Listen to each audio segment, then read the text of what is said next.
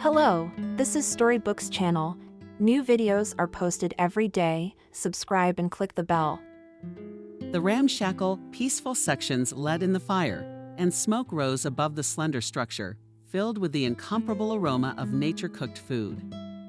Rick carefully placed a few logs into the fire on top of the man-made volcano, and immediately pounced greedily on a new portion, which made the sounds intensify, and there were even aggressive notes in them.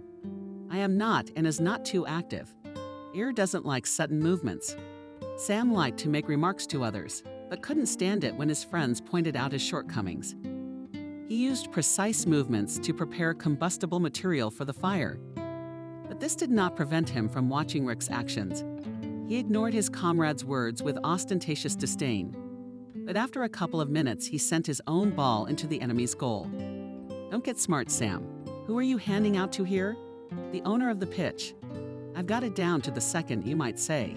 He's Jack. He can attest to that. He and I got into a lot of trouble in the service. Really, lying a dozen meters away from the fire. Rick and Jack were setting up the tent. They were looking toward the fire with a smile, but they refrained from commenting. Only when the subject of service came up did Jack nod affirmatively. Yes, it was a thing. Sometimes I have nightmares at night. I can't believe we're still alive. Rick was distracted from the task at hand.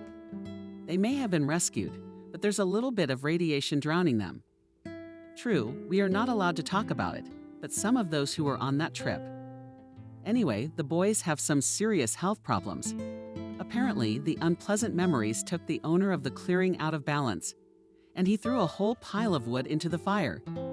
The flames rushed upward, and Sam cursed profanely. Rick, you're out of your mind.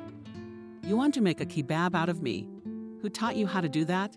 Rick laughed, but the man's laughter sounded more like thunder, so the flames flickered fearfully. Sam, all the best, so to speak. I take from my friends, including you. You think you're the only critic in the world who is a businessman and has no money. But there are better people than you. You're the tougher one. Now Sam was laughing, and for convincing he waved his hands expressively at the talking argument. The flames of the fire reacted with wild affection.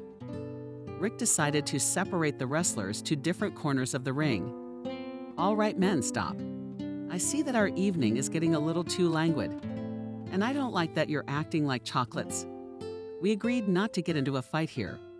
We're out in the country for once to relax, and you can't decide how to make soup out of the 3 miserable fish we caught. Rick deliberately changed the subject so as not to aggravate the situation. I must say that criticism had an effect on the disputants. Silence hung over the clearing. The campfire, too, went into its former peaceful mode. Patrice Keene did not. Such a defensive moment Jack could not miss. He, thrusting his right hand forward, uttered. And so it had always been when, by tradition, the 4 friends went fishing on the last day of summer. After all, for the restless men, the main thing is not the catch, but the process itself. Rick clapped his hands. Bravo, Jack. It was like a theater. The theater burned down and the clowns scattered. Sam, satisfied with his joke, rubbed his hands together, waiting for a response. He looked from one comrade to another. Rick deftly threw a branch at him. Guys, there may be a provocateur in our ranks. He is the instigator of all scandals. Near him, the merry anglers made a pile of mala, forgetting the cause of the dispute. Someone shouted exasperatedly, guys, be careful, move away from the fire. We'll be left without dinner. A light warm-up was good for the whole company. The cause of the dispute was soon forgotten. The moment came when experienced fishermen began to tell tales. Haz, on the rights of the duty officer, filled the bowls of his comrades with fragrant vam. But my friends, God willing, not for the last time. Jack added in the same acting manner, and every year by tradition, the owner of the glade said these sacred words, and each time he forgot the most important thing. Rick looked at his comrade, confused. What are you implying? Cicero himself is a disgraced man. And I'm not hinting, I'm speaking plainly. And every time he forgot that life is short. Which means what? The company has bellowed with glee. It's time to kick you white. Above the clearing the night had already completely descended, and only from above the cheeky moon was watching the friends. The rejection of Scarecrow's pleasant warmth. After a hearty dinner anchored by a roast of strong drink, the male soul demanded hearty conversations. Rick wiggled the corners of a thin branch. It's good that in this life there are such rare moments when you can just sit by the fire and have a drink or two. Friends, maybe we could do it again. Rick showed me the empty mug. But Jack nixed his comrade's attempt to continue the banquet. What do you want to do? I'm out. I just want to rest. Breathe this incredibly tasty air. This perpetual run up the vertical, the desire to leave more money. Honestly, all the posts. Also, my wife's mom came to visit us the other day. Said she was coming for a couple days. But it feels like forever to me. I understand your heartbreak. I sympathize. No, more than that. I'm sorry for your loss. Noticing that the former coworkers again diverted Sam's attention, he defiantly poured tea from a thermos into his mug and said loudly, "Who wants some?" My wife prepares a wonderful drink, saves from all diseases. She is a professional in these matters. She knows about every herb. Jack is revitalized. You know, when I was a child, I was once saved from certain death by a grandmother who also used herbs. And what ailment overcame you? A lot of foolishness. I ate some mushrooms on a bet with the local boys and almost lost my life. Rick continued with undisguised indignation in his voice. In my practice, such cases almost every day. In today's youth, now went such a fashion to do stupid things. Jack revived. Rick, here you are as a professional doctor. Tell me, really, which doctor can heal? The man sighed heavily. I don't like to talk about work during the vacation, so I want to get away from everything for a few days. But to your question, Jack, I will answer positively. Such examples have happened, and in my practice, there was one patient with terminal cancer. No chance. Suddenly he disappeared from my sight, and I thought that all went away, and he shows up a year later. You could smoke a cigarette from his face. He's so healthy. And where did the comrade take aim? You won't believe me, I still don't know. He just said he went to see Shamanov. Holy shit. A certified doctor believes these stories. Sam's voice was full of sarcasm and even hostility. Now it's clear that sick people avoid hospitals. For example, people make appointments with my wife a week in advance. Rick glanced at Sam. Your wife isn't afraid of someone dying because of her. I do not deny the possibility of folk medicine, but I believe that it can be used only as an aid. You can't cure a serious illness with herbs. Rick said it very loudly. Men, I do not like this topic. Not for the same reason we went to the countryside to talk about diseases. Let's move on to something more positive. Look what the owner of the meadow has. The man pulled out from behind his back another bottle of hot drinks, glittering with magical light. This gesture was met with applause by the entire company. Only the perpetually disgruntled Sam stretched out. Now our Rick will begin to tell tales that have long since mosed over with old age. Those who don't like it can go out the door. The men laughed, and Sam pressed his lips together resentfully, but did not dare to leave the company. Rick decided that it was time to finally decide on the subject of purely men's gatherings. Guys, let's forget about the sad stuff. I have one more story on the subject of fishing. Anyway, a man liked to go fishing, so his wife wouldn't suspect a thing. He'd say he was going fishing with his friends. After the dates, he'd go to the supermarket and buy live fish, but one day it's a bummer.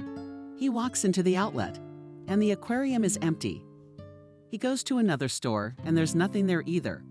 So the cheating bastard gets out of it. He bought 2 kilos of frozen sex.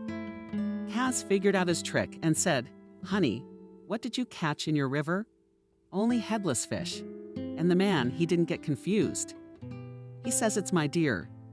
The consequences of civilization have polluted nature. That's why there are only headless mutants in the river. Rick looked at his friends. Let's get some sleep. Because tonight I know with some black humor will come. Maybe in the morning on a fresh head more light thoughts will be born. The company spent almost 3 days together, enjoying the freedom and the last warmth of the passing summer. Although the total catch was very modest, everyone was satisfied with the trip. The friends cleaned up the trash and loaded into the car tents, and other gear. Before parting, Rick pulled a coworker aside. "I've been watching you for 3 days, and I'll be honest, I don't like the look of you. There's nothing troubling you health-wise." The man shrugged. "No, nothing like that, except for the fatigue. You know, I wake up in the morning feeling like I've been carrying bags all night. Well, it's probably just the sheer workload. Sometimes I have to work around the clock, and then my wife's mom shows up, one thing on top of another, hence the fatigue. Jack, I'd advise you to get a checkup and don't wait too long." "Rick, are you scaring me? When he gets sick? Then I'll come and see you. When it gets sick, it'll be too late. Alas, statistics are stubborn. They show that, unfortunately, the patients themselves are often to blame for the unfortunate outcome. That's why I recommend you get yourself checked out. It won't take long. Here's my card. Try not to make any noise." Jack carefully opened the door. From the back of the apartment came the sounds of the television and the smells of cooking food from the kitchen. The man wrinkled his nose, thinking that his wife's mother was making her crowning beet chowder again. "Just the smell of it makes me sick." No sooner had this thought gone into the memory archives than an irritated voice came from the kitchen. He came by the smell of gasoline. "I smell it. Your husband's home from work. Meet him." From the other side, where the TV was blaring almost at full blast, I heard my wife's voice. "Mom, why are you yelling at the whole apartment? All the neighbors know about our family business, and I don't like it." Courageous Molly, without changing her location, cheerfully replied, "It's not a big deal. In the days of my communal youth, neighbors were more than people living in the same place. We used to celebrate holidays together and send them off on their last journey." The sound of the TV suddenly cut off, and Nancy appeared in the hallway. "Hi, Jack. Mom, you really can't smell your license for miles. You can't breathe gasoline. Couldn't you change your clothes?" The man was trying to tackle the rooms with his slippers. "Thank you, dear wife, for the warm welcome. If you look at me carefully, you'll notice I'm wearing overalls. And the suit? Unfortunately, my place of business is a car service, not a beauty parlor. And anyway, you could at least ask about my business and health for the sake of decency." "Nancy." I looked at him blankly. "You'd be ashamed to talk about your health. You're like a moose. But my mom's blood pressure is skyrocketing all day today. She has to stand at the stove. What would you do to help your mom? It's not like you work and stay home all day. By the way, what does Kelly do?" I don't know where the disgruntled grumbling of a 15-year-old daughter came from. I'm doing homework in my daughter's room, something rattles. And then Kelly showed up with the same noise. How many times do we have to fight? It's the same thing every day. Grandma can't stand the smell of gasoline. "You, Mom, you don't know what you're doing." Dad comes home from work irritated too, and all this happens in the same apartment. Shocked, the parents stare at their daughter. Perhaps after this vivid scene, the family squabbles would have died down, but the restless Molly decided to add fuel to the fading fire of scandal. "Nancy, I think your husband owes Jack a lightning bolt. I certainly don't owe you anything. Dear Molly, and Nancy, it's about time you got your head on straight. Sometimes it seems to me that your mother between us in bed for the night." Kelly laughed out loud. The girl must have envisioned this entertaining picture. Nancy took umbrage at the crude comparison. "Jack, what are you saying in front of a child? And anyway, how can you let that happen to my mom? Nancy Kelly knows more than we do. And you still think she's a child? And Molly is being rude. Ever since she's been in our apartment, we've had daily scandals. Can't you see that your mother is a gifted provocateur? I remember she asked to stay for a week, but she's been in our apartment forever." This path of speech caused a wave of indignation. Jack stood surrounded by 3 women of different ages and marveled at their resemblance to the Huskies, who during his service in the Navy sometimes made him happy, but more often poisoned his life with their antics. He involuntarily blurted out, "Seagulls," and Molly Teatromaya rolled her eyes, imitating fainting. The old lady precisely calculated the place of the fall and landed neatly on the soft sofa. Jack was parsing something inside because he felt no sympathy for the helpless woman. He commented gloatingly, "Good luck parking the car. Grandma did the trick well. and Molly said Nancy Kelly in a loud voice. I must be dying. Call an ambulance, with the same old gloating. Jack corrected actress ambulance call. They're calling for a visit. Nancy screamed hysterically. Jack, this is getting out of hand. Stop messing with my mom, and she's allowed to mess with me. Nancy, we have to do something if you want to keep this family together. Think about it. While his wife frantically dialed the ambulance, Jack pulled on his jacket and sprinted out of the apartment. Half an hour later, he was already at Rick's. The atmosphere in the other's house was peaceful. The men settled in the kitchen, and Cindy, Rick's wife, set the table in a few minutes. Jack, you must be hungry. Would you like some borscht? I'd love some borscht. Ever since Molly moved into my apartment, I've forgotten the taste of normal food. She's been feeding everyone grass. One morning, I wanted to fry some eggs. My beloved Molly almost fainted. She screamed like a madwoman. Jack, eggs are pure cholesterol. Kaz laughed. I can't even imagine what pure cholesterol looks like. I don't envy you, bro. I'd probably run away from a woman like that to the North Pole a long time ago. In Rick, that woman could find me underground. Cindy did not interfere in the men's conversation. When the table was completely from the servers to the meal, she good-naturedly asked, maybe, I emphasize, drinking. Kaz expressively looked at her spouse Ludochka. What kind of stupid questions? You see how a man is tense. And everyone knows that a portion of a good drink, and with a small degree, is the best way to relax. The woman affectionately stroked her husband on the shoulder. You only observe the measure. I jack on style in the living room, and you can sit at least until the morning. After a hearty dinner, Jack's heart felt warmer. I envy you, Rick. Your wife's a gold mine. My Nancy's always looking at her mother's mouth. 17 years, and she's not used to making her own decisions. Whatever Molly says, she does. Have you tried talking to your wife? Seriously? I have. But it's no use. She always blames me for everything. It used to be more or less tolerable when Nancy was working. Why isn't she working? Would you believe it? Molly once said that a decent businessman's wife should be a homemaker. They disappear into production. My Nancy never made it past college. Worked in a factory for a few years. That makes 3 women on your shoulders. That's right, Rick. You don't know what their needs are, do you? My business is a big word for it. I don't have a salon, just a small workshop. Of course, they're not poor, but they don't have a lot of money. After sweet Molly fell on my head, it's like I'm screaming bloody hell. I don't know what to advise you, friend. But this Gordian knot needs to be cut. One of my clients almost died because of a family emergency. And you know what I find strangest about women's logic? Is that most women see their husbands as a constant. They somehow think that it's enough to drag a man to the registry office and all can live happily ever after. And every day makes new demands. In this case, their own shortcomings they do not see, and the husband nod for the slightest misstep. Don't generalize. Your Cindy is an example of a good wife, a friend, and proudly noted yes. So I'm in the 24/7 mode of preventive work. But all kidding aside, my wife is a real diamond. Phew, I'm afraid to jinx it. The man's a fool knocking on the wooden Capitol. Jack, in any case, you can count on me. My house is always open to friends. By the way, have you seen Sam lately? Not since our fishing trip together. Is he in trouble? Sort of. Last week, a mutual acquaintance. He comes to my office a lot for treatments, said Sam's got some family drama. His wife ran out on him. How everyone's life depends on those around Sam and the nasty ones. But pity him. Feel sorry for yourself. Sam, it's really disgusting.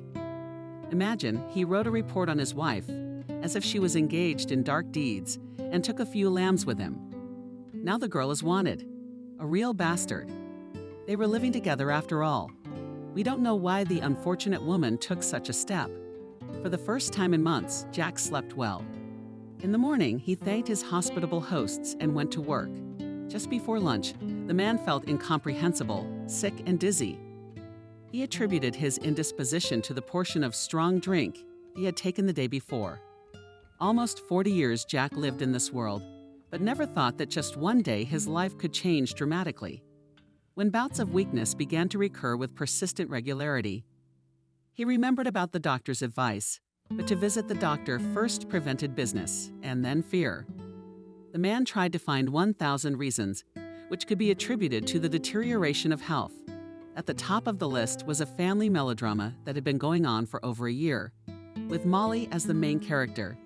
The saddest part was that in a relatively short time, Molly had made Jack feel like a complete stranger in the apartment his parents had given them for his wedding to Nancy. His wife's mother then had limited herself to a food processor. She had declared that her Nancy was a wonderful gift in itself. More recently, Jack learned quite by accident that Molly was selling her apartment. He decided to act tough and determined. Returning home, ignoring Molly's unhappy shouts, he walked straight in his street shoes into the kitchen where she was preparing her traditional brew.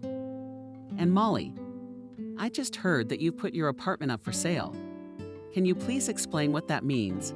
She had a hunch and went on the attack. "That I will speak as I please in my own house. And I demand to know why you suddenly decided to sell your apartment." The woman slapped the blackboard section with irritation. "What kind of interrogation is this? My apartment, and I can do whatever I want with it. Molly, I have to inform you that you have been living in my own apartment for more than a year without registration. Don't you find that odd?" The woman almost choked with indignation. She screamed, "Nancy, your husband is throwing me out on the street." Nancy rushed to her mother's call, followed by Kelly. "People, please calm down, honestly. I'll soon get out of this madhouse." Dad said something to Grandma again. Jack tried his best to stay calm. "It was nothing. I just reminded your grandmother that she is living without registration in the apartment, the owner of which is me, and that's a gross violation." The wife and daughter froze in amazement, and Molly in between was already reporting heart drops. Kelly was the first to come to her senses. "Daddy, are you trying to evict us?" Jack felt the spiral of patience shrinking sharply. "Why can't you hear me? Why do I feel like I'm not wanted here? I'm not going to kick anyone out of here, but I'm asking you to hear me." "Dad, don't yell. See, Grandma's sick again. And your grandmother feels so bad here. Why doesn't she move out?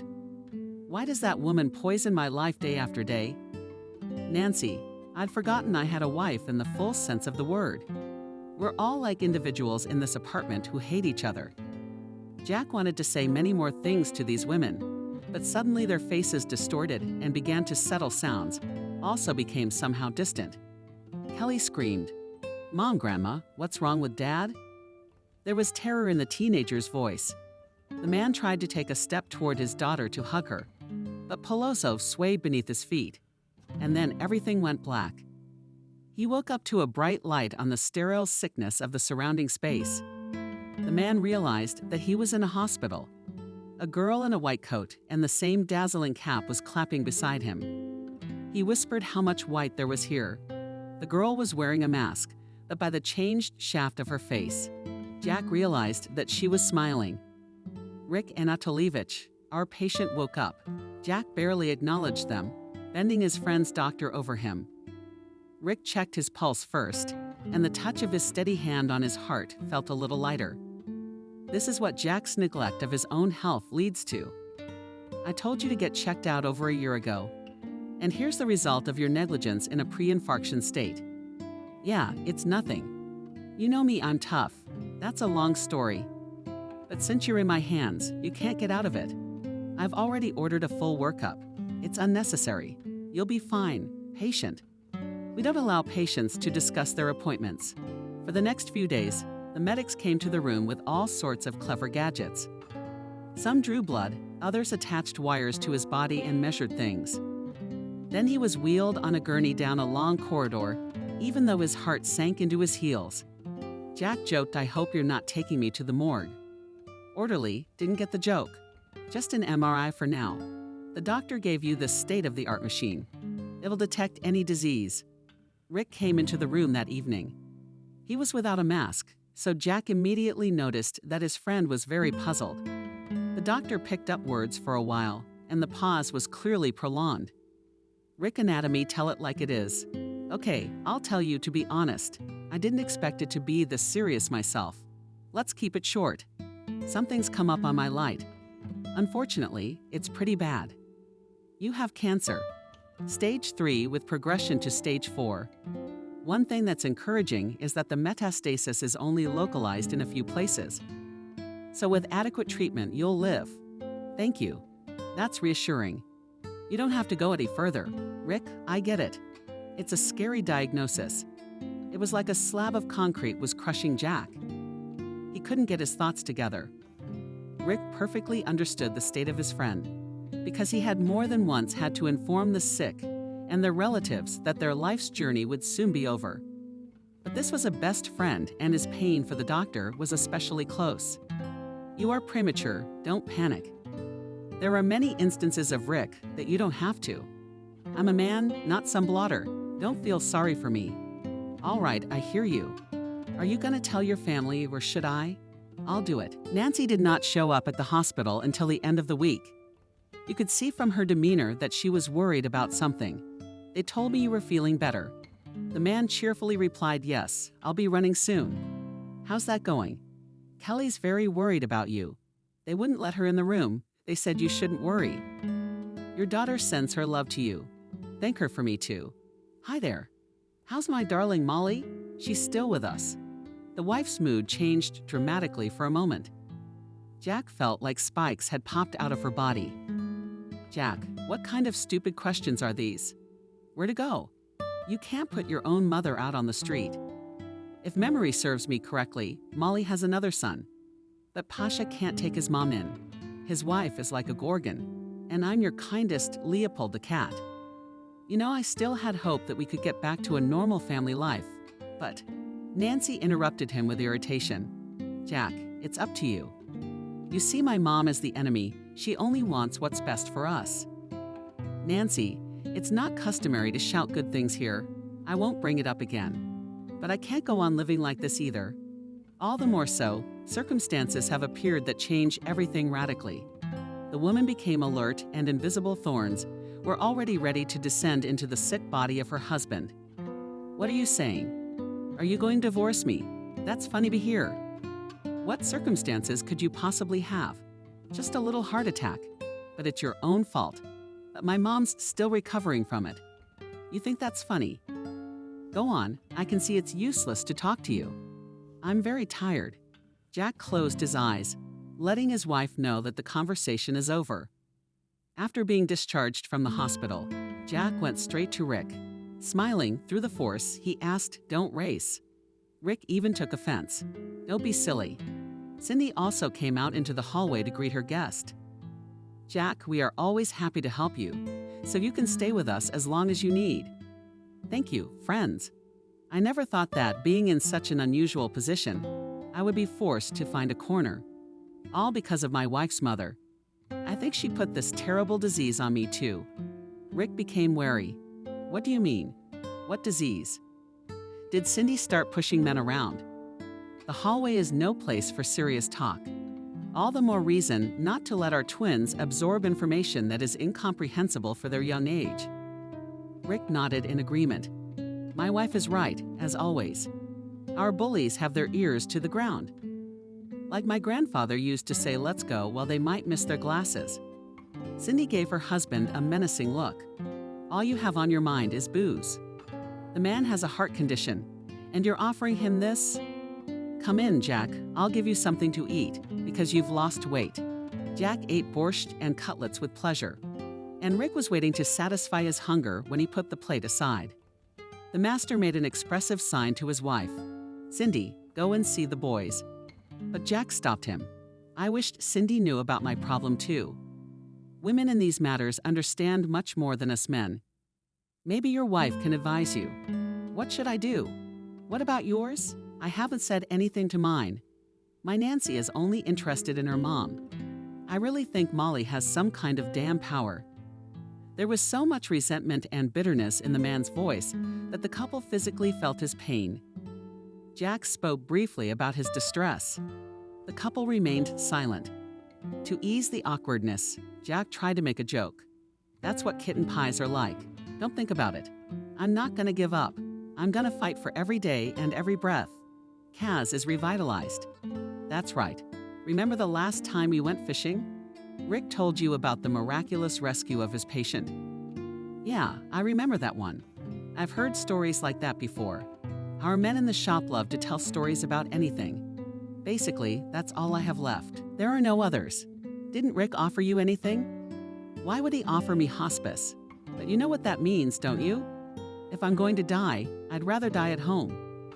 And Nancy, how did she feel about it? You know, friends, I've just remembered an inheritance I can't get rid of. I got this little house, but I don't know if it's still standing or if it's falling apart. And it's in the middle of nowhere. Even more, I will say, in the neighboring state. Not far from Smolensk, there is such an abandoned village, Solyanka. My father came from there. And when I was a kid, my grandparents used to spend vacations there. Imagine, I even had a girlfriend there. I used to take my young one to her and read poems to her. Good girl Cindy, why is she good? Cindy smiled. These lines were written by Yaroslav Smelchikov, such simple, such heartfelt poems.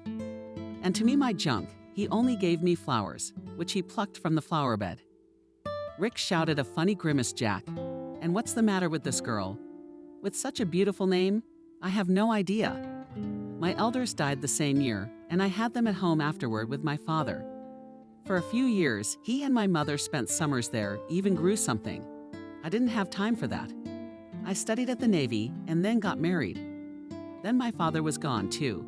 So maybe he's not even home, he's still standing. At least it was 2 years ago. I had to go there at the request of the local authorities. They wanted to demolish the 3 grandmothers in Solyanka as ownerless buildings. Yes, one grandfather is left. It used to be a big village. Cindy listened attentively to Jack's story, and then suddenly slapped herself on the forehead with the palm of her hand. Jack. The strange name of the village Solyanka seemed familiar to me at once. Now I remembered there is somewhere nearby. I'll look for. I have written down a woman lives one lives either a nun or a hermit. She cures people and her grandmother or mother. And I certainly do not know. A rooster, and was it to me a woman one at work told her aunt in Smolensk lives. She was treated at this witch doctor from cirrhosis of the liver. Rick looked at his wife with surprise. I did not think that in such a serious institution, where you work, in the state there are drinking employees. After all, cirrhosis is a disease of drinkers, if I'm not mistaken. My husband's favorite topic. Cindy looked condescendingly at her spouse.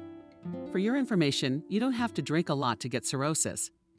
My coworker had some very severe hepatitis at first, and then this diagnosis came out. Jack asked, and how did it help? I think it did, since the person is working and not complaining about health anymore. The guest thought for a moment. That's an interesting coincidence. That friend of mine seemed to have a grandmother who was also a rooster. She saved me once. Wiener laughed. I remember you telling me how you got a scumbag full on a bet. Cindy was surprised. It's true, Jack. Unfortunately, we all do rash things when we're young. I had a sin like that, and though I got hurt, I proved to the local boys that I wasn't weak. True, my grandparents almost went crazy. It's a long way to town. The paramedic station's been on lockdown for a long time. And now my grandson's dying. But that old guard gave me some brew to drink, and I recovered quickly. I saw a picture of these mushrooms later. I don't remember the name, but they're among the most poisonous. The men left the house together in the morning. Rick worked part-time as a massage therapist at several places and was afraid of being late. When they got into the car, he took off abruptly. The speedometer sped up. You know, man, I'm so used to living the high life, my biggest fear is losing my job. That's right, you get used to the good stuff. I, too, used to spend all day and night in the shop for Nancy and Kelly's well-being. Even though it's a modest business, it's a steady income. And now it turns out nobody wants me when I'm sick. It's a shame and a disappointment. I understand. But don't write yourself off prematurely. What if alternative medicine helps you? I'm pretty sure that's what's gonna happen. Rick gave Jack a ride home. See you later, hobo. Rick, wait a minute. Listen, do you mind if I put you in charge of my workshop for a while? If I go away, I'll need someone to keep an eye on it. In principle, I don't mind. Then I'll stop by the lawyer's office, and I'll sign over the new car to you too. That Molly, is she thinking about what kind of mean thing to do to me? Jack, I don't like this conversation. It's like you're making a will. In my situation, it's a perfectly normal decision. Who knows how much time I have left? Rick's about to go into strict labor. Stop whining. Jack stood outside his driveway for a long time yet, hesitating to go up to the 5th floor. There was no telling how long he would have stayed in this uncertain state if it hadn't been for Kelly. The daughter from afar noticed her father and rushed to his neck. "Daddy, you're all right. I'm so glad you've been discharged." Jack didn't tell her he'd been discharged from the hospital yesterday. Nor did he tell her about his serious illness. Nancy was not expecting her husband to return. She looked at him as if she was seeing him for the first time. Perhaps out of confusion, she made a ridiculous suggestion. "Come in, now that you're here. Amazing things happen." "Nancy, am I knocking on someone else's door?" "Why are you greeting me like a stranger?" The woman sluggishly said, "I'm sorry. I really said something ridiculous. I'm just confused. My mom was admitted to the hospital the day before yesterday. I'm so worried." Nancy cried.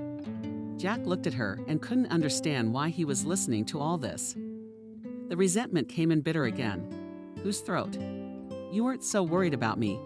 Apparently, I became an extra person in your life. I even forgot when you kissed me. I've forgotten what your hair smells like." The woman tried to smile again. She didn't do it well. "Jack, honestly, I'm really glad you're okay, but you have to understand me." "Nancy, I understand you perfectly well. Let's not talk about illness anymore. And your mom. I think we really need to think about how to get on with our lives." He went into the back room where he'd made himself a place to live. "Molly." "Jack, where are you going?" "This is Mom's room. It's my room now."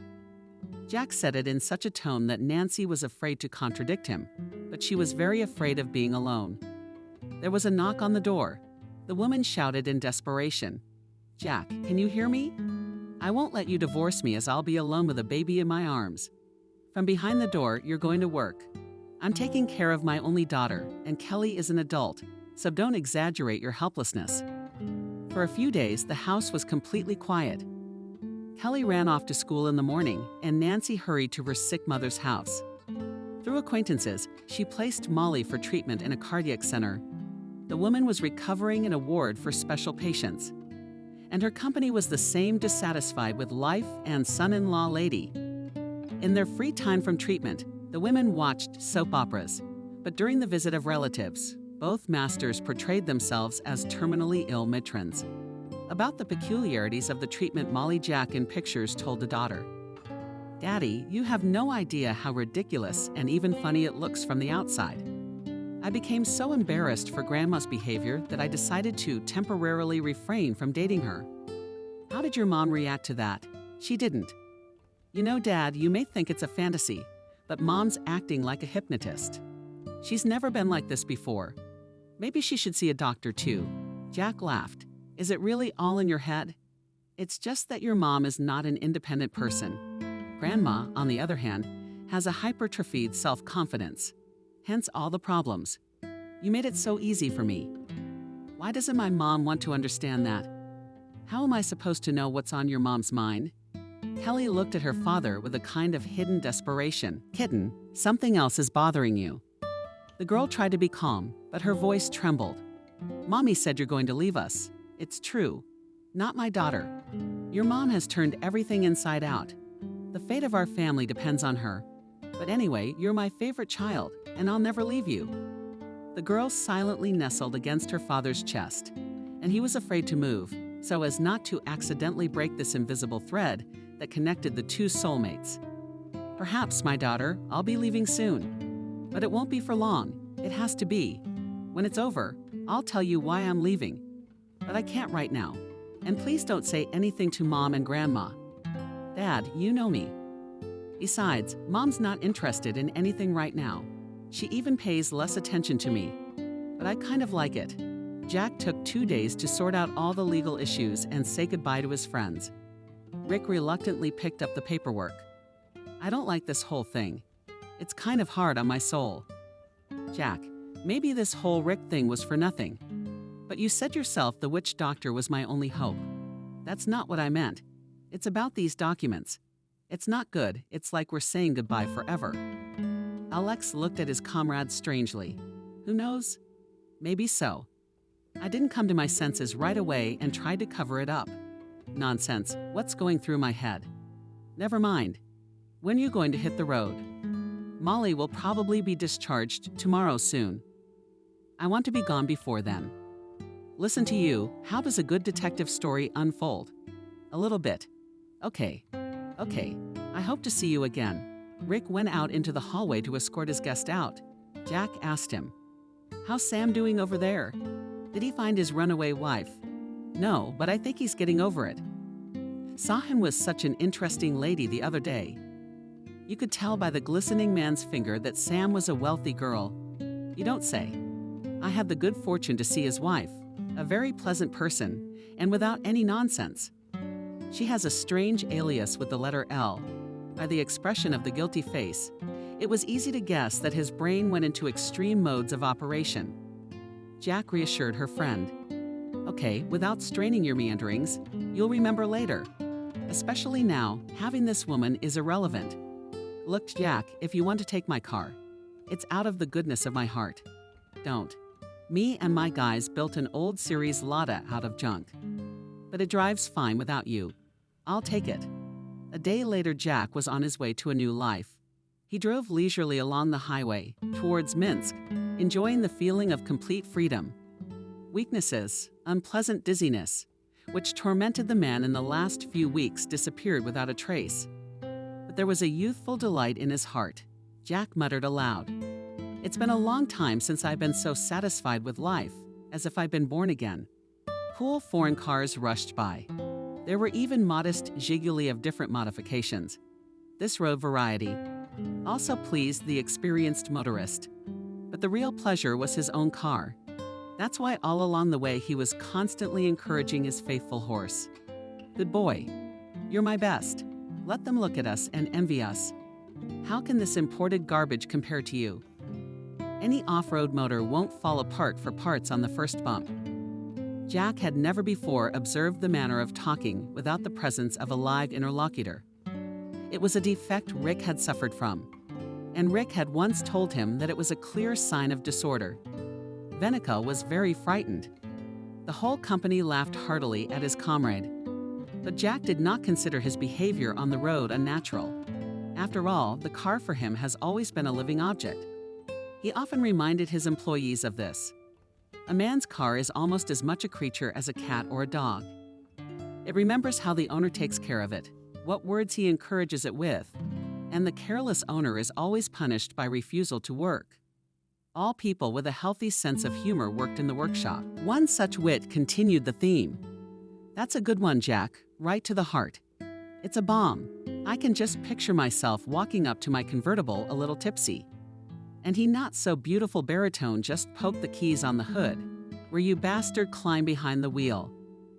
Other comrades also joined the discussion. If the car is almost a living organism, I wonder how it perceives the mats. You've been told you'll get a breakdown for anything bad. As soon as you use a foul word, a part goes flying. Listen, if it was really so, all Russian roads were full of spare parts, and a car in full configuration, and on the move would be a rarity. Jack warmly remembered now when it was possible to laugh and grieve. He started his business practically from scratch, and over the years he managed to accumulate a friendly team of real specialists. Thanks to their, you could say, jewelry craftsmanship. And the car was assembled, on which he was now heading to a remote village. The man did not have time to finish this pleasant thought, as the same old Lada swept past. Even the color matched, only a couple of tones lighter. An exclamation of admiration burst out of my heart. Such coincidences happen. It was interesting to know the history of this car. About an hour after the surprising meeting with the double, Jack was already at the terminus of his route. The village was a depressing sight, with dilapidated houses and gaping eye sockets of broken windows everywhere. Many of the buildings were drowned in thickets of weeds. The gruesome scenery made me feel a little creepy. There were survivors here. Surprisingly, dogs actively responded to his call. And they did not wait for a special invitation, and all of them showed up on the only road that divided the village into two parts. The animals were very friendly, as their tales told. Their appearance suggested that their food was not bad, but there was an eagerness in the eyes of the furry creatures to swallow something tasty. Jack took out his travel ration from the glove compartment and carefully arranged the remaining sausage sandwiches on the bag. And children, brothers, treats here a blue company of 4 participants of an incomprehensible suit hurriedly went to the table. But no sooner had the poor fellows tasted the treat. As if from under the ground, a little grandmother appeared right on the road. Her appearance was so unexpected that Jack's heart gave an unpleasant twinge. Ignoring the man, the old woman pounced on the dogs. "Ah, you beggars, get out of here. Aren't you ashamed of yourselves? I'm feeding you like slaughtering bandits." Grandmother, in her fiery speech, used many other words that Jack had never heard, but her vivid monologue in some obscure dialect made a strong impression on the dogs. They lowered their ears and lowered their eyes, and some even bent in envy. One doggie decided to trick the mistress and came in from the rear in order to grab the treat unnoticed. But the vigilant old lady immediately stopped this attempt. Palm went away. "I told you how many times not to take food from strangers." The woman glanced expressively at Jack. He laughed heartily. "Hello. Don't worry, I won't cause your dogs a knot." Grandma dignifiedly adjusted her jacket. "Who knows you? What's on your mind?" Last year, too, people drove by and gave the dogs something spoiled. They suffered so much. The mother died in terrible agony, and they couldn't have been saved. "Nasha, Jack is alert. Pardon me, what is your name?" The old woman paused and adjusted the colors of her headscarf. "Miranda. I'm the 3 of us left here. I'm Miranda, and Grandpa Plato. He's got his little house up there on the hill.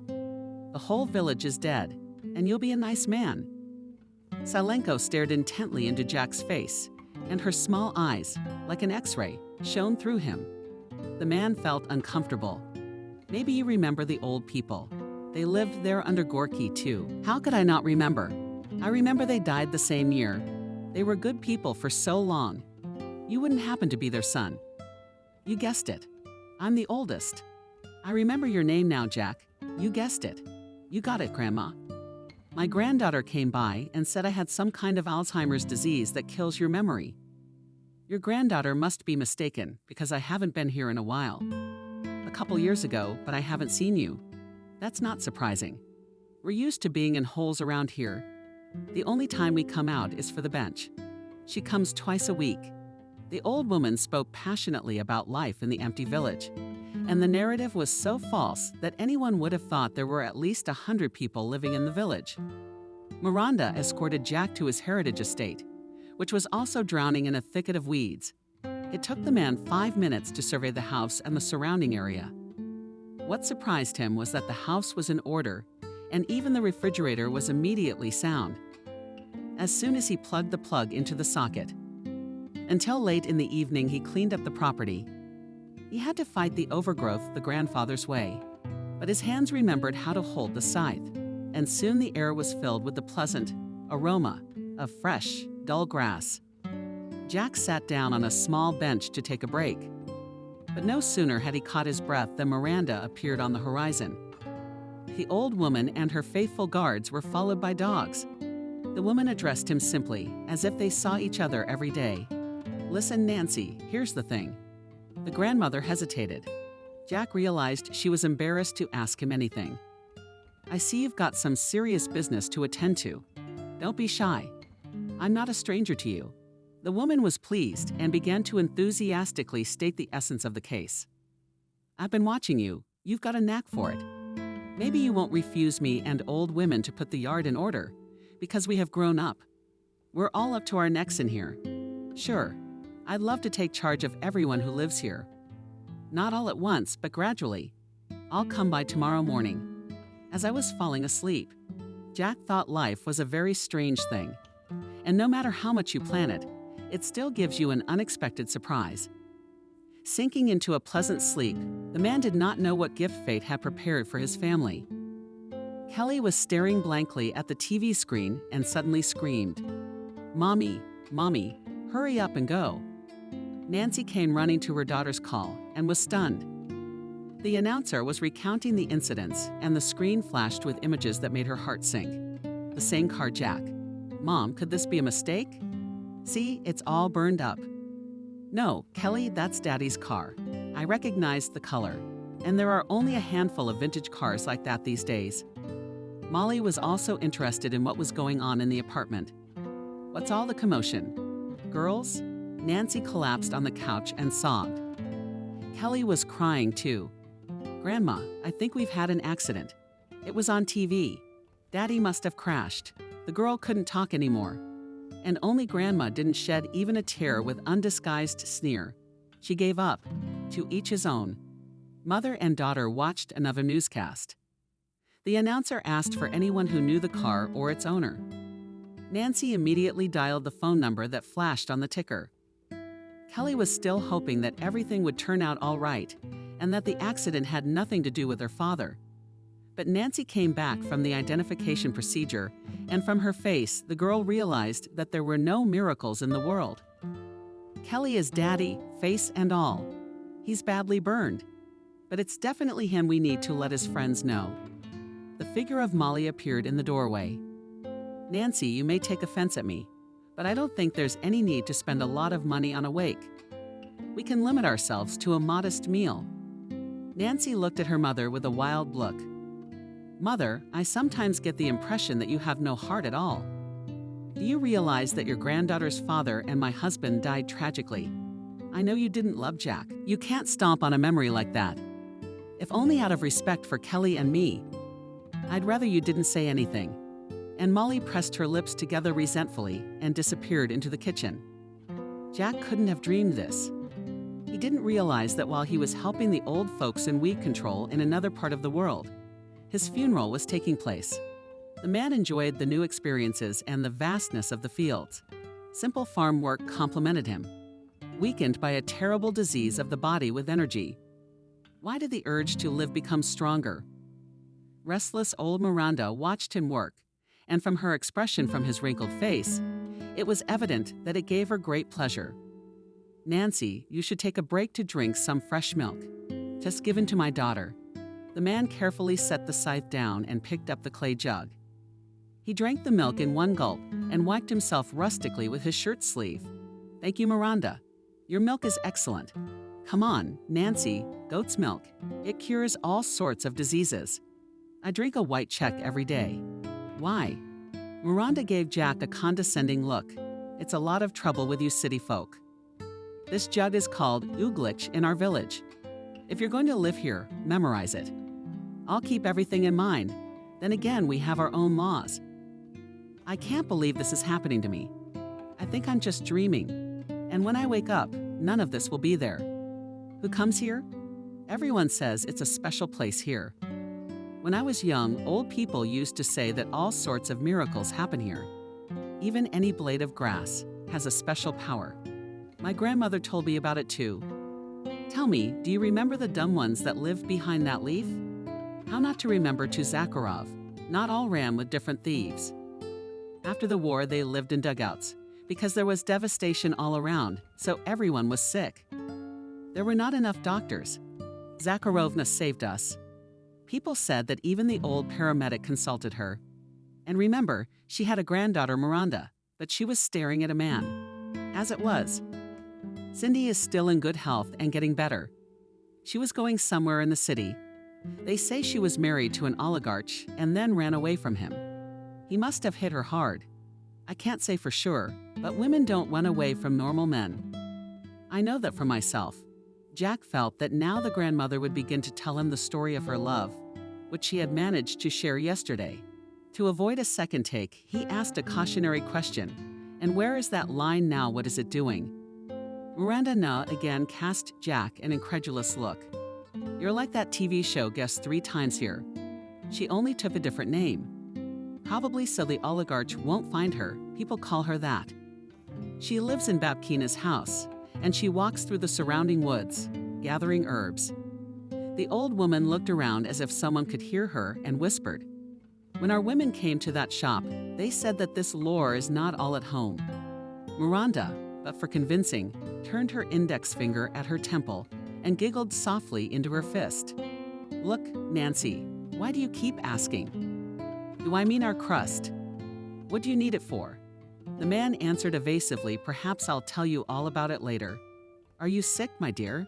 The old woman frowned and covered her mouth with her hand. "And I'm an old fool. I didn't realize it at once. I didn't like the way you looked yesterday. You must go to the river. People say it has a terrible power to cure and heal, and makes conspiracies. She's helped a lot of people. Even people from the capital came to her for treatment. That's the turnaround." That afternoon, Jack headed towards the forest, where Miranda Nay pointed him. Through the woods, shorter, it will be 1.5 kilometers. As you come to the clearing, turn right and ideas until you see. It's an old cemetery. There's Zakharov's house nearby. There's no way to pass it. Despite the fact that the route was unfamiliar to him, because in the distant childhood they were afraid to walk through the forest, Jack traveled the whole way in less than an hour. He had almost forgotten about his terrible diagnosis. He greedily absorbed the fresh air, soaked with the smell of pine. He also found the house of Znakar without difficulty. But the man was surprised when he noticed 2 parked cars nearby. It turns out that even today there are queues. On the bench were waiting 2 women and a young girl, whose outfit was not difficult to guess that she was a city dweller. Jack came closer. "Who's last here?" One of the women looked at him sternly. "Keep your voice down. Laura doesn't like noise. It interferes with her work." Jack sat down on a vacant corner of the bench. "Do you come here often?" One has to hope that the witch doctor will help. It was clear from the woman's mood that she was not inclined to continue the conversation. Jack also silently waited for his turn. Time stretched so slowly that for a moment it seemed to the man that, passing through the forest, he had fallen into a parallel dimension. He liked this thought so much that he began to develop it. His imagination immediately responded to this message and began to throw up incredible pictures of possible variants. Some of the plots were so ridiculous that Jack could not help laughing. The woman again cast a disgruntled glance in his direction. The man apologized. "I apologize. I forgot myself. A long time ago when I was a child, I used to come here. My grandmother, the current witch doctor, used to cure me. This news made a strong impression on my neighbor on the waiting bench. And I thought you thought right the first time. After all, my last experience of contact with a witch doctor happened more than 20 years ago. I'll be honest, I didn't believe in the whole thing. I'm sorry, I don't want to use bad words. In short, I didn't. Then why did you come here? You can't do anything here without faith. It won't work. You didn't listen to me. It just so happens that there are no other options. No wonder everyone comes here with one last hope. I didn't believe either, but now this ray is the only thing that gives me the strength to fight for life." The woman's voice trembled, and Jack realized that further questioning was inappropriate. He sank back into silence, and time began to die out drop by drop. The sun was about to hide behind the horizon, when the woman, with whom Jack had managed to talk a little, came out of the witch doctor's office. "Come in." No sooner had Jack crossed the threshold of the house than he heard the voice of the landlady. "I knew you would come today." The man froze in place. His condition could not be called shock. It was something like a stupor mixed with a powerful electric shock, so for a while he was unable to move or speak. The healer looked at him and smiled. "I didn't expect that. Did you even recognize me?" Little by little, the stupor began to subside. "I knew it was you, but I didn't expect our meeting to be like this." The man looked at this beautiful woman, who didn't have a single drop of makeup on her face. The blonde braids only emphasized the natural attractiveness of the hostess more. "What did you imagine our meeting to be like? After all, just a week ago, you didn't even think you'd come here to seek my help. Am I wrong?" Jack felt a chill run down his spine. The evening gloom was creeping into the house through the windows, and it was creepy. That's right. This trip wasn't part of my plans, but my friend's wife had suggested that this was the place that could help me. I didn't even realize that sweet little Cindy girl from way back in my youth. That's you. You're upset about that. No, I'm not. On the contrary, I don't know why, But all these days I've been here, I've had a kind of adolescent excitement in my heart. I've developed such an insatiable thirst for life that I can't even put it into words. That's good. Is nature itself helping you? I used to feel the same way. I was suffocating in the city, and then I realized that I had to come back here to my roots. They stared into each other's eyes for a long time, each experiencing the meeting in his own way.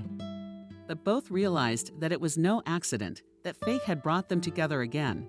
The first one interrupted the long pause. Persevere, I'll try to help you. There's still more to come. It was almost night when Jack returned to his hermit's dwelling. He went over the memory of the encounter minute by minute, and the image of the healer haunted him.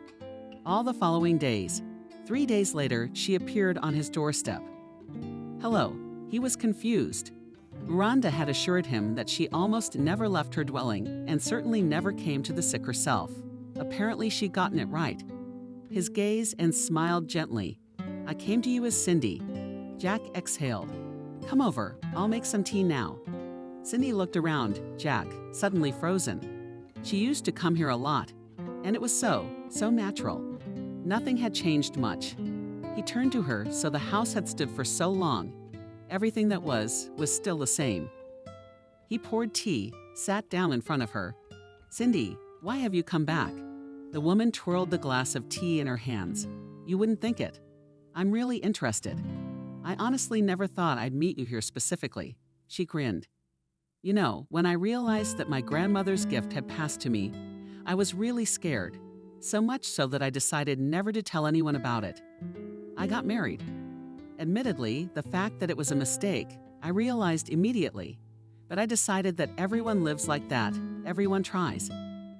Anyway, I spent many years with a man and only then realized that he was just using me. I did not even notice how my abilities were put on the business stream. Only when I realized all this and decided to leave did I find out what kind of person my husband really was. What was it? Did he say goodbye to you? He reported me to the police as if I'd taken money from him. Jack choked. What, Cindy? I'm sorry, of course, but isn't it Sam? Your husband's name. She raised her eyebrows in surprise. I wondered what you were getting out of you. Are you too close? Not really. We've been going fishing for years. On the last day of summer, she sighed sadly. Cindy, and I'm shocked, of course. But believe me, my friends and I don't approve of Sam's actions at all. It's all in the past. Tell me, Jack, what's wrong with your house? What's the thing that put a hole in your defenses and allowed the disease to grow so fast? I don't know. Well, unless it's my wife's mother. Cindy looked at him thoughtfully. Perhaps. She sat for a moment longer, then stood up. Jack jumped up too. He was so reluctant for her to leave. Cindy smiled. Tomorrow you'll move in with me for a week, and then we'll see. Rick just couldn't find a place to be.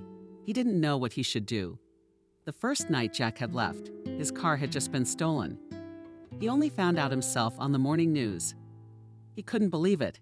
He ran outside and the car was gone. He came home. Jack was presumed dead by all accounts. There was no way to call him. When his friend left, he turned off his phone and just put it in front of her.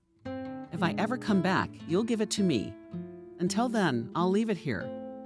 But in Rick, I want to put all this behind me for now, you know? How do you explain going to another dimension or something? Jack lowered his head. I want to get better, and that's all I'm going to do. I don't need anything from this world. Okay, what do you say? You'll definitely get better. He hugged his friend tightly. Cindy, the wife came into the room. What were you yelling about this morning? Look. She sat down next to him and stared at the TV screen. Then she looked at him. And I don't understand. It's Jack's car. Come on, Cindy. What do we do? The car's on me. She sat there silent for a long time. Then she said, I don't think we should do anything. Let's just wait. They've got to figure it out. If they don't, maybe it's for the best. Don't think I'm being cruel, but if Jack comes back, I'll handle the situation myself. And if he doesn't, she's gone. I sat and thought for a while and decided that Cindy was right, as always. He told the police he didn't know anything. A friend had just signed the car over to him on the deed. He had to do it for something. It's been almost a month. Molly was screaming all over the apartment. "What do you mean, Nancy? It's not your workshop. It's some strange guy's. Mom's his best friend." So that's what Jack decided. What are you gonna do? Keep your mouth shut. You realize you're gonna have to work now, support your family. Nancy grinned. "But I'll feed myself somehow. I'll get an allowance for my daughter. What about me, or am I not your family anymore?" Nancy wrinkled his nose tiredly. "My mom is, of course, but you can take care of yourself." And Molly grabbed her heart drops. Nancy stood up, taking the vial from her. "Mom, did you know that you can't take medication when you're healthy?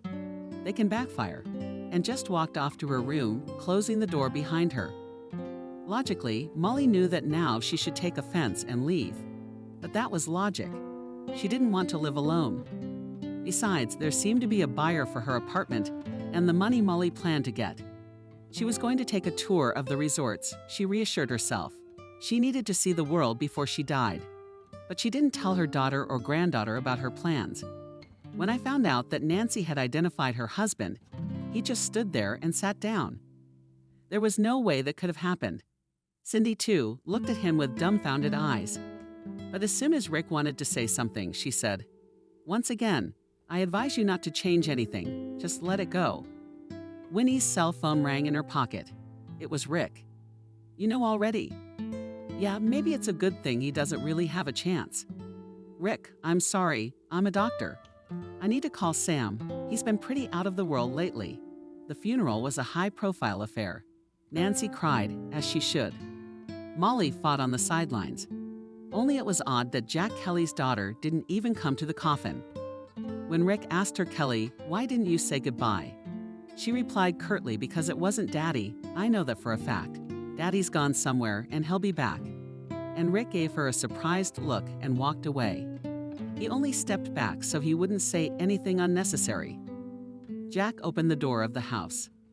For 3 months he had not been in the village. Now that he was feeling much better, he decided to return. He had made no excuse for his desire to get away from Cindy into his own home. I told him that it was indecent to use her hospitality for such a long time. I told him that Miranda was impossible.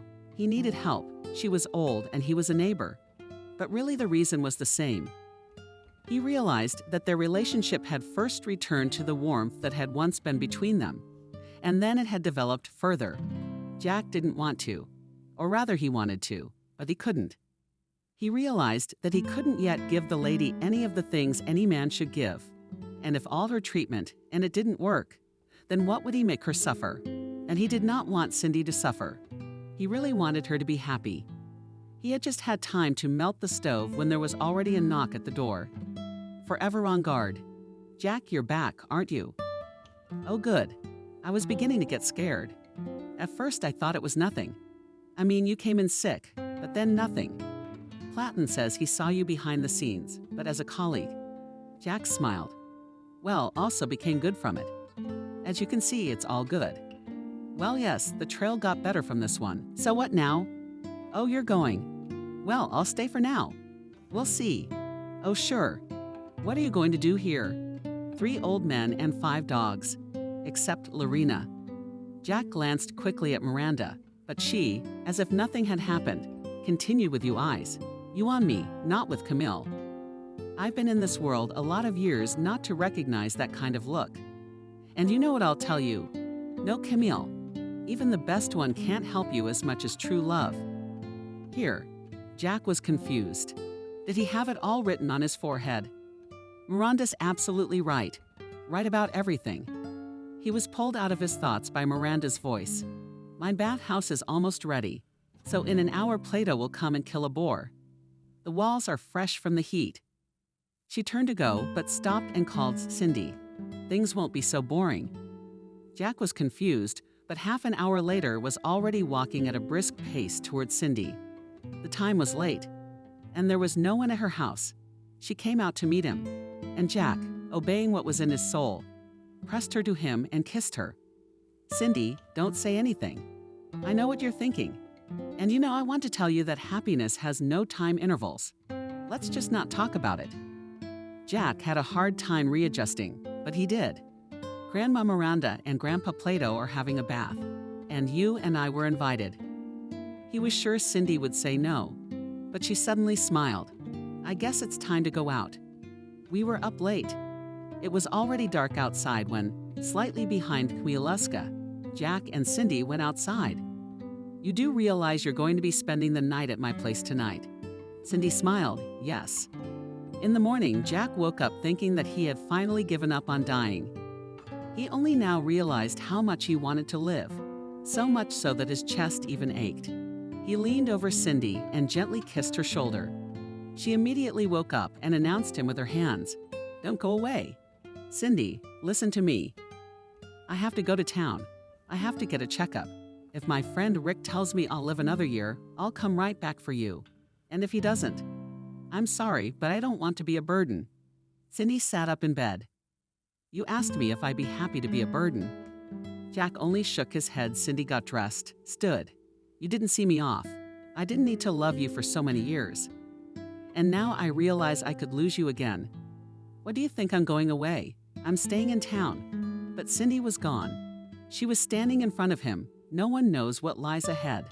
She turned and walked out. Jack remained standing in the middle of the room. After a minute, it was as if from the world he stood quickly gathering his things. He would try to get back as fast as he could as soon as he could. Back on the road again, cars that were not afraid of any mishaps.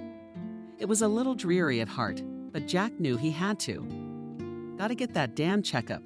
Gotta work something out with his family. He pressed the bell button. The door opened almost immediately. Rick stared at him in amazement. Then he yelled to Jack and hugged him with all his might. Jack even gasped. "What are you doing? What are you doing? Coming back from the dead? It is, come in quick." Cindy gave him a big hug too. "Jack, you don't know how glad I am that you're here, do you? Tomorrow is your woman's trial, or rather, your sweetheart's. Molly won't leave the workshop alone." What does she care about the workshop? Jack went ballistic. "It's okay that I'm still alive." Rick even seemed pleased to hear him say that. "That's right, you're alive to us." "I don't understand anything about Rick. I'll find you one right now. He was born in a laptop. He's completely lost it. He came to see his friend, you could say, from the other side of the world. And the friend didn't even ask about his health. You watch, and I'll call our people. We should celebrate. And I'll watch, of course, but don't call Sam. I'll explain why later." Rick shrugged. "You know, you're making me happy, aren't you?" Sam's gone completely off the rails. Jack overheard the wreath asking Rick to come over. Apparently he was reluctant, and then Rick said, "Do you believe in the resurrection?" "No." "Then definitely come, and as soon as possible." Jack didn't have time to ask who was resurrected, because the clip that the wreath turned on for him got to where Jack's car was being shown. What the hell was that? Rick walked over to it. The car was stolen the first night. "I didn't even know until I saw the news this morning." "Who was driving it?" "You, Jack," turned to Rick in amazement. "What do you mean?" "In a very direct way. Did your wife recognize you?" Jack was silent for a while. "Now you see why Molly's so interested in the workshop." "Yeah, the situation. Kelly, I need to let her know, reassure her where my phone is." Kaz handed him the phone. "Kelly doesn't believe you're dead. She says you've been away and you'll definitely be back." Jack didn't turn the phone on. "We need to think this through first." Cindy set the table and wanted to leave. Jack looked up at her. "Cindy, please stay at my place. Anyway, I need to consult with you too." Cindy didn't even have time to answer before the doorbell rang. Rick's voice echoed throughout the apartment. But where are the miracles in this place? He swung open the door to the kitchen and hesitated. Stared at Jack for a long moment, then stepped forward. "You." And Rick seduced a friend just like Rick did. "What, are you two conspiring? You're trying to crush me." Rick pulled back a little bit. "Have you changed? The grayness is gone from your skin. Even put on a little weight." Jack laughed. "Well, try living next to Miranda and her goat." "Not that kind of frame." Rick laughed. "You should come to me tomorrow for a checkup." "I'm actually here for that." Rick turned to Rick. "Where's our other friend in Rick?" Shrugged. "Jack versus Cindy said. So let's all go to the table and talk. Jack swigged the shot of tincture. Cindy sat down and spoke. I don't know where to begin. I'll start with the most important thing. There is a witch doctor in the village, as you all know by now. Many people make the mistake of thinking it's old ladies. It's still a young, very beautiful, and very kind woman. I don't. And tried to remember what unusual name Sam's wife was called. Yeah, I really couldn't remember. Her name was Lauren. Rick wiped his eyes. That's her there, that's her. There was a pause at the table, and Cindy said thoughtfully, and I take it that the Cindy you were once in a relationship with and Lorena are the same person. Rick's eyebrows went up. That's right, Cindy. And if I understand correctly, you're in a relationship again. Yes, Cindy. And so before I decide what I'm going to do about my death, I need to decide, well, I'm going to have to take Sam out if he doesn't take a statement. He's guilty of something. You know why he's looking for her. Demkin's whole business has been going under for years, and he's been making money off his wife's skills. He's got a whole business network going. Rick took the whistle. I thought Sam was kidding when he asked me for a loan. He was so offended, he threw the phone down. Cass scratched the back of his head. The Lawrence Dink case. Your death. Look, I didn't ask the most important thing. How are you doing yourself? Jack grinned, hoping that better, as Miranda's grandmother says, love cures all. I'm going to lie down, Rick. I hope he'll be happy. They sat up until almost morning. At 500, Cindy had them on the couch. Jack fell asleep right away. We'll have to start somewhere tomorrow. Stand-up court is in session. Rick, and everyone in the courtroom stood up. Molly has the floor. I want the workshop returned to the rightful owner of my daughter. She is the heir to her husband's estate. And this man, who called himself a friend of our Alyosha, apparently took possession of it somehow and then set it all up. Rick shook his head. The judge started asking Molly questions. Then Nancy went on for about an hour. Finally, the older woman couldn't take it anymore. What kind of judge are you? You do realize that a widowed mother of a minor child has been deprived of everything. Or were you also bribed? The judge asked if anyone else had been bribed too. What do you mean who? The experts who determined that our Jack was out of control. That's enough for the court to call another witness. Molly waved her hand in frustration. The lawyer had promised her it wouldn't be a big deal. The door opened and Jack appeared in the courtroom. Nancy gasped and Molly crossed herself after answering a few questions. Jack said I would like to file for dissolution of marriage and division of property at once. Nancy jumped up. You don't know how to do this all mine. Where are we going to live? Mom has a heart condition. Immediately a man with glasses jumped up next to Nancy and began to calm her down. It was immediately obvious he wasn't just sitting next to her. Jack turned away. He wasn't going to charge Nancy with anything at this point. He was dead to her, so it was only natural. After the trial, Jack was outside waiting for his ladies. What do you think you're doing? His wife's mother was stepping on him. Molly, are you back in your apartment yet? That would be very good, because Nancy has to move in with you. And I'm not going anywhere. And I'm not going to let you divorce me. The young man who was standing next to Nancy had his face pulled. She turned toward him. That's not what I was going to say, but anyway, where we're going to live. Jack grinned. Your mom has a separate 2-bedroom. I think you'll fit in there just fine. I don't have anything. You know everything. And you pretended to be sick. We'll sue you. Rick, let me interject. The thing is, Jack is in the penultimate stages of cancer. And I was very surprised that only his daughter is visiting him in the hospital. Nancy and Molly looked at each other. And Jack could sense what the older woman was thinking. We'll just have to wait. Refugee. Well, why make hasty decisions? You have a child? There's no need to get excited. He didn't have time to answer. There was a scream. Daddy. Jack turned to see Kelly running toward them. He snapped out of his daze and rushed toward her. Daddy, I knew it. I knew it. Jack spent almost 2 weeks in the hospital. Kelly was with him every day and reported everything that was going on at home. Grandma had forgotten she had a heart condition. She's on the phone all day trying to figure things out. Mom's hardly ever home. She's always off somewhere with that one of hers. You're a duck.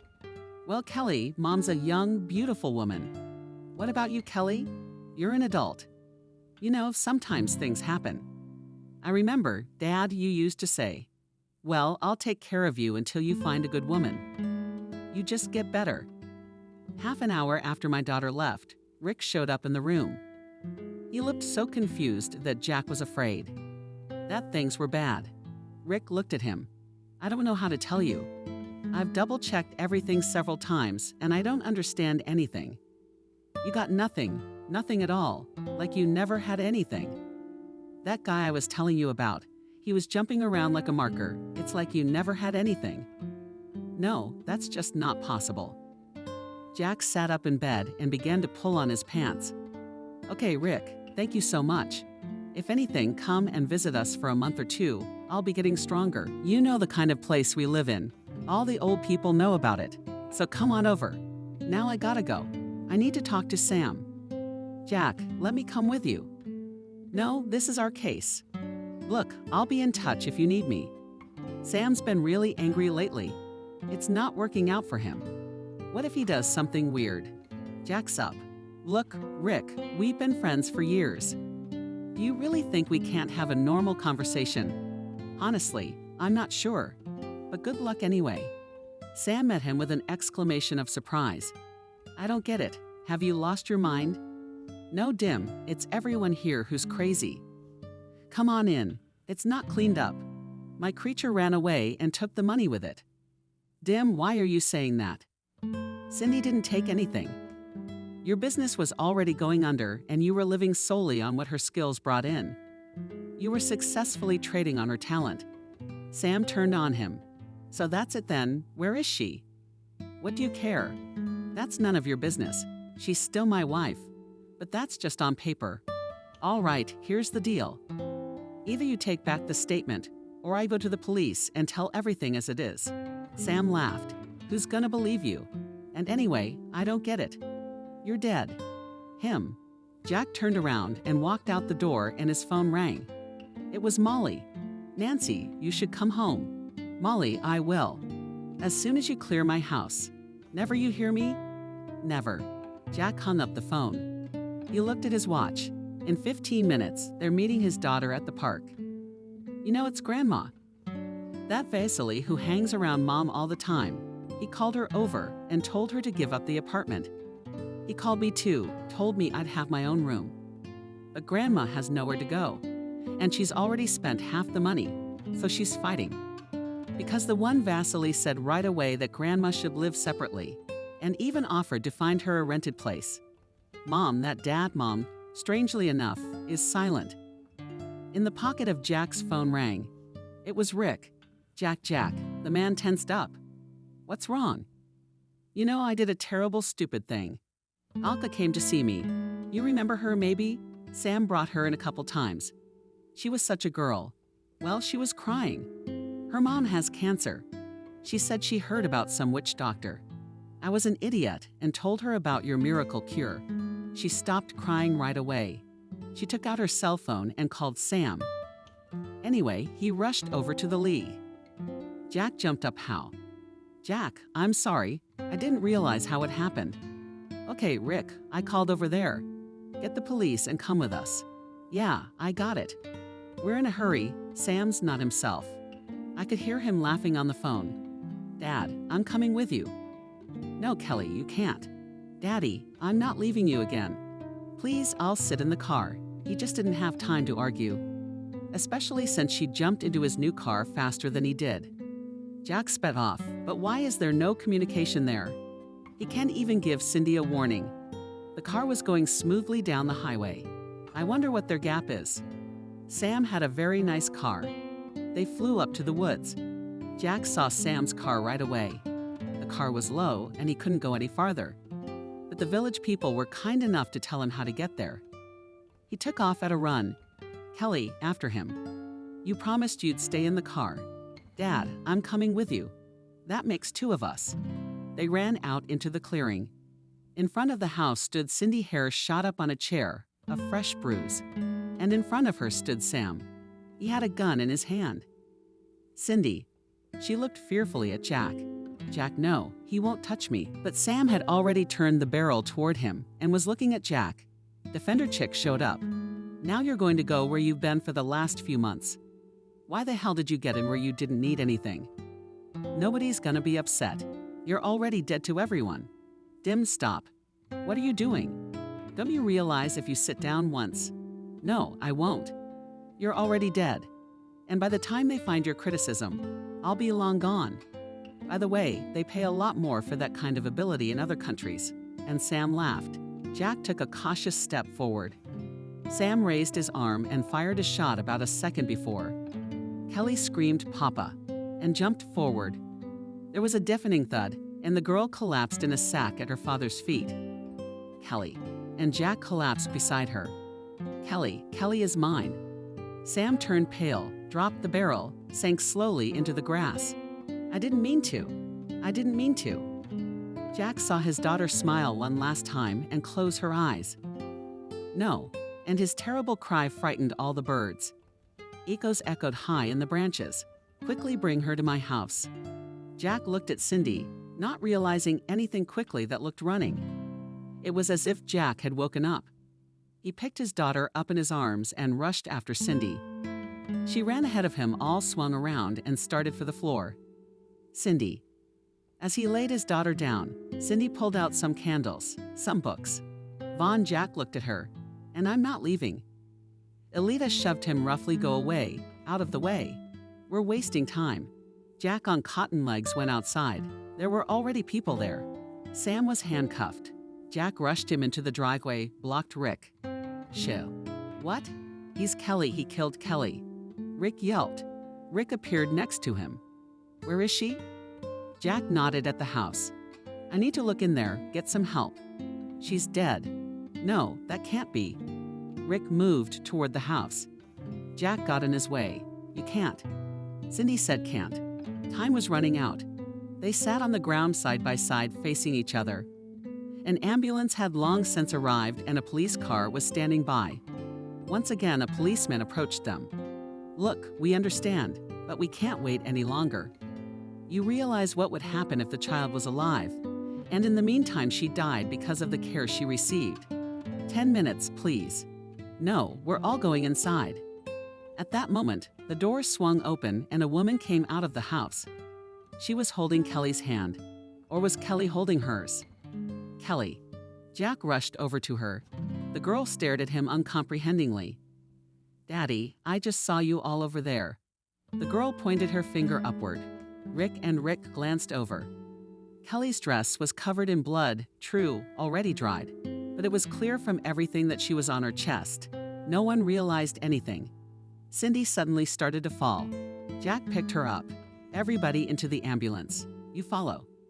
The elderly doctor gave orders quickly. Rick and Jack sat in the resident's chair. The doctor shook his head. Never in my life would I have believed these delusional stories. But the girl really did have an injury, and while yesterday when she was brought in I would have said the wound was a couple months old, today it feels like it was a couple years ago, and the passage and scar continue to heal. I've never seen anything like it. As for Lydia's woman, things are also very strange. Outwardly, she is quite normal, not thin, not emaciated. The body is emaciated, as if she hasn't eaten or drank for at least a month. And she's been working hard. I don't like things that don't make sense. I don't know what to make of it. The men smiled. Jack asked, Don't look, you can. Yes, you can. The doctor waved his hand. I don't know what I can and can't do anymore. Jack quietly entered the room. Cindy lay with her eyes closed and suddenly smiled. I thought you'd left me. He sat down next to her, and the woman opened her eyes. Are you crazy? I'll never leave you ever. I got it. Jack, I need you to know that I don't have the gift anymore. Jack exhaled. That's great. You're going to be a real regular woman. You really are glad. She looked at him strangely. Of course I am. You helped. I'm not arguing. I'm proud. I admire you. You saved me, my daughter, and hundreds of people. But you have to be a woman to be cared for, to be loved. She got up and hugged him. I love you, just you know. Once in a lifetime you can give your gift for a human life. Jack understood everything. He realized the price Cindy had paid to save his daughter. "Do you regret it?" "No, I'd do it again." He kissed her. "Believe me, there's a lot of good in ordinary life. I'll be sure to show you how wonderful it is to just live."